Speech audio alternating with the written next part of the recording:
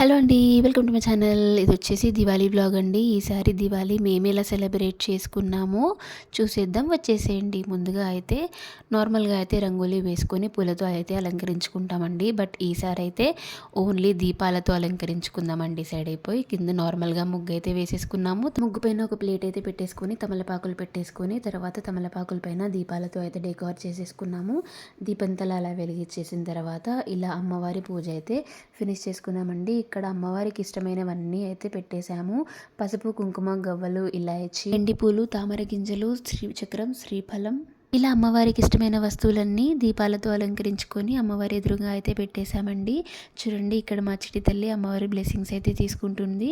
మా చిట్టి తల్లి ఫ్లై కిస్ కూడా ఇచ్చేస్తుంది చూడండి అమ్మవారికి. ఎందుకమ్మా అలాగా అంటే, అమ్మవారు నా ఫ్రెండ్, అందుకే ఫ్లై కిస్ కూడా ఇస్తున్నాను అని చెప్తుంది ఇక్కడ. అండ్ ఇలా తర్వాత పూజ ఫినిష్ చేసుకున్న తర్వాత ఇలా క్రాకర్స్ అయితే కాల్చుకున్నాము. మా పిల్లలకు కొంచెం కూడా భయం లేకుండా చూడండి ఇద్దరే ఎలా కాలుస్తున్నారు. నాకొచ్చమ్మా నాకొచ్చు అని కాలుస్తున్నారు. రాకెట్ వెలిగించేటప్పుడు నాకే భయం వేసింది, కానీ మా చిట్టి తల్లికి అయితే అస్సలు భయమే లేదు. చూడండి ఎంత ధైర్యంగా రాకెట్ అయితే వెలిగించేసిందో.